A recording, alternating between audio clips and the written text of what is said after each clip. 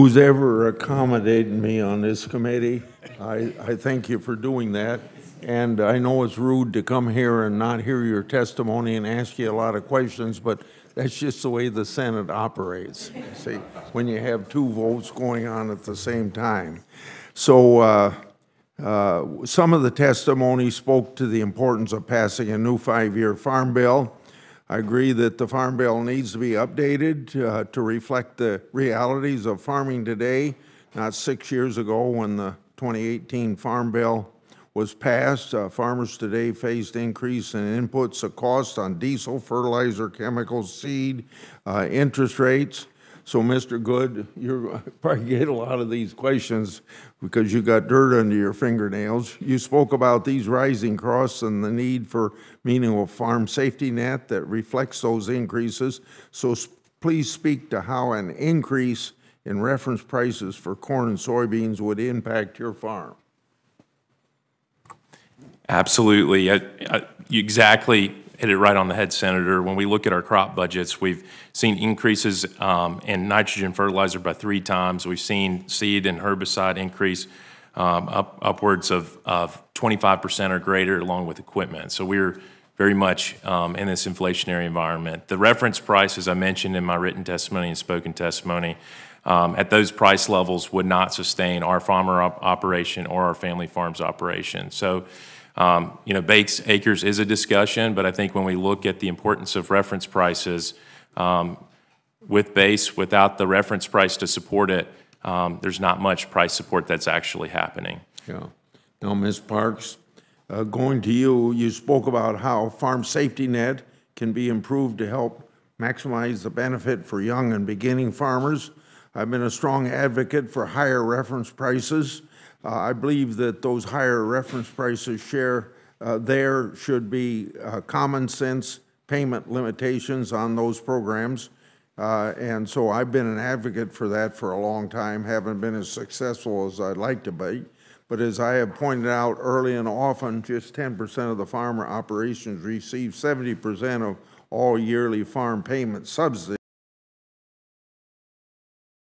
Do you think that closing loopholes so that only actively engaged, and that's a legal term that we use in the law, or as I like to say, farmers with dirt under their fingernails receive Title I payments, can help beginning farmers compete with larger operations?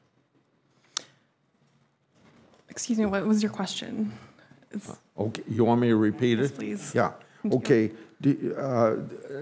We have loopholes in the laws that allow several people to get in under the payment limitations we have.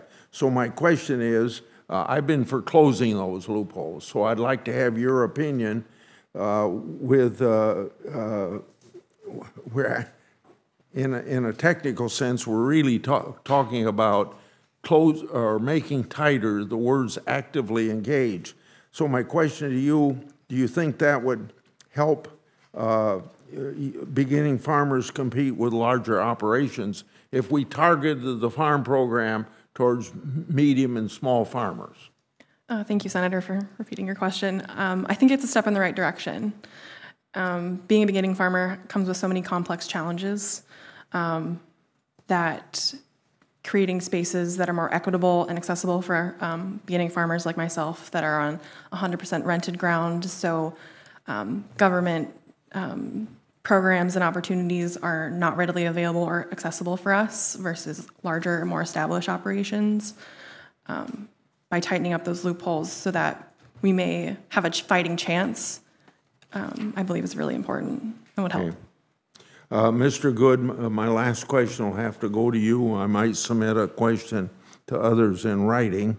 I travel my state quite regularly, getting to each of the 99 counties every year for a Q&A with constituents, and what I hear is just support federal crop insurance. It's very vital to ensure that farmers get through the next year despite weathering difficult times. It's everything that's out of their control, and I'm not talking just about the weather. There's political decisions, there's embargoes, there's a lot of things that farmers don't control.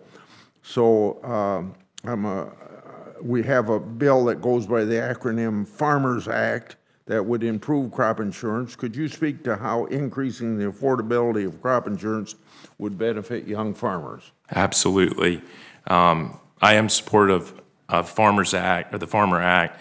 The premium support on the higher levels of coverage is very important. I was just at a Young Farmer and Rancher conference meeting last weekend, and I was talking to an individual that had a third of their crop, their soybean crop was wiped out, but because they couldn't afford higher levels of coverage, they did not receive a claim. So they had to get to a situation where they're looking to possibly self-insure with their own cash moving forward. So when we look at the cost of crop insurance, we really need to make it affordable for young farmers to be able to allow them to reach higher coverage levels so that they don't have to dig so deep into the deductible. So that's absolutely important. Yeah. Once again, thanks to my colleagues for helping me out. Thank you so much.